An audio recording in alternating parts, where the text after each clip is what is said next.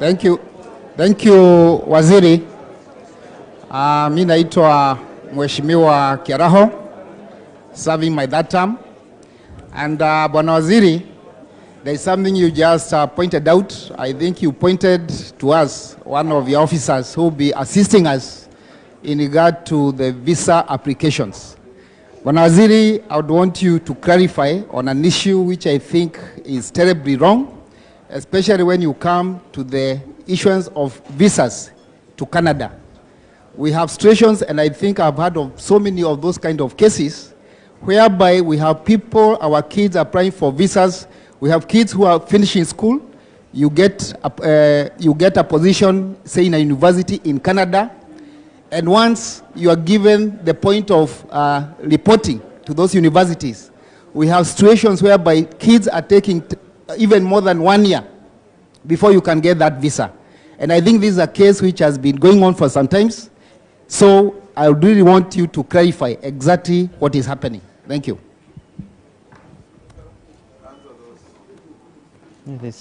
We have the last one.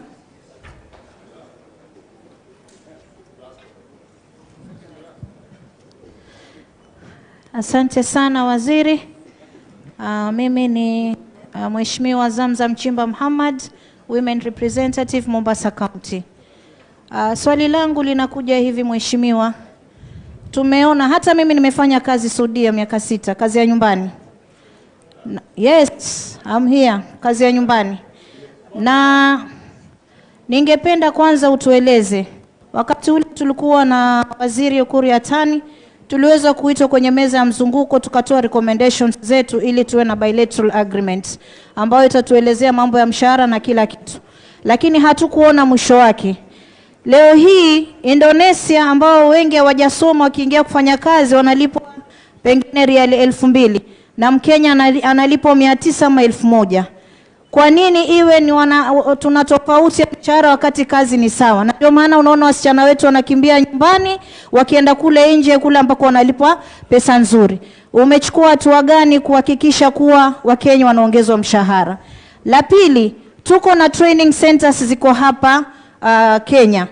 Lakini yale mafunzo yanayotolewa pale yatoshelezi yule anayekwenda kufanya kule kazi. Ningekuomba kama ongeza kuweka sheria kila ofisi ambayo watu wanatolewa kusafiri nje kuwa na mtu mmoja ambaye anazungumza Kiarabu. Manake kule hata ukafanya nini, hata kama anajua English kidogo ataongea tu kwa Kiarabu. Kwa hiyo ningeomba mtu mmoja ofisini wa kuzungumza Kiarabu. Na jambo lingine pale pia training center wao wanafunzwa lugha na wanafunzwa hasa practically zile na machine zile ambazo ziko kule. Manake ukienda kule utapata culture shock, utapata religion shock na utapata na mpaka ile climate. Kwa hiyo inawatatiza sana waweze kuelezewa. Halafu la mwisho ningeomba uongee na serikali ya Saudi Arabia, wale wanaonyanyasa watoto wetu wachukuliwe hatua, na wale ambao wamekimbia kwenda kufanya kazi nje bila kibali wote wasiajiriwe waweze kuregeshwa nyumbani, ndio tupate clear tujue huyu yuko pale na tuweza kumpata vizuri. Asante sana na karibu Mombasa. Shukran. Okay, honorable CS. Thank you. Deputies, Excellency Deputy President, Mheshimiwa Speaker. Mheshimiwa Njala, I think what we are doing is that we are doing country-to-country negotiation. What is happening is that each country allocates slots. When we went to South Korea, we found that they are allocating 100,000 jobs to foreigners. And Kenya is uko number 17. So tukifikiwa, tunapata kazi pengine 100 peke yake ama 200. So we are negotiating so that our ranking can come higher, but that is done country to country. That is why we have you here as holding these bilateral meetings, all these visitations to negotiate for Kenyans' ranking to come up higher. So that's what we're doing, country to country. It is not wide. The other thing is about, you asked about being take care procedures, not confined. And I'll combine it with this question of visas that was asked by Mheshimiwa Ramo about the issues of visas. After COVID, or during COVID, they stopped issuance of visas from the stations. For example, ulikuwa na apply visa Canada, embassy wanakuishu hapo, American wanakuishu, Australia wanakuishu. The services were taken back home. So the people issuing your visa in Nairobi are not in Nairobi. The decision is made by a person who has never come to Kenya, who is in Canberra, for example, with thousands of visa applications from all over the world.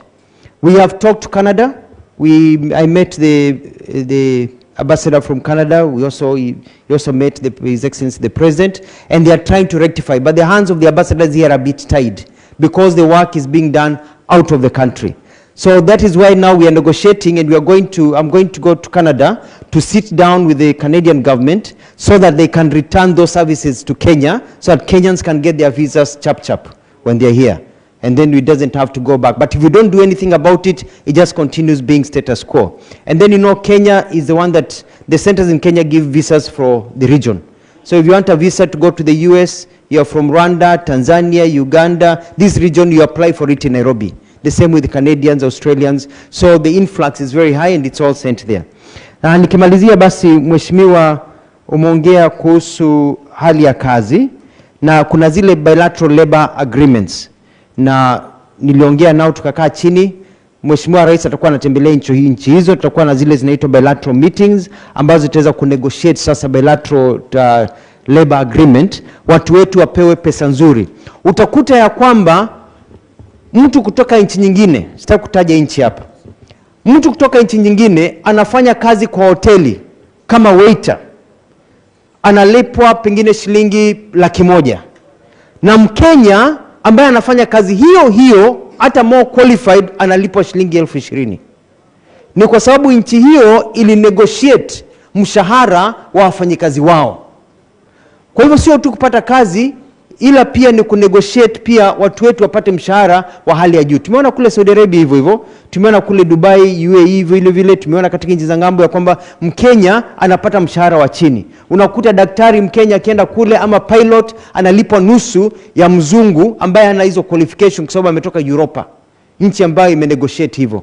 Kwa hivyo hiyo ndio negotiation tutaka kufanya mwaka huu na huu mwingine, miaka miwili hivi tukistabilize, ndio Wakenya waweze kupata kia. Umeongea vizuri kuhusu hali ya training centers, tumechukua notes. Sifikiri kuna jambo lingine la kuongeza.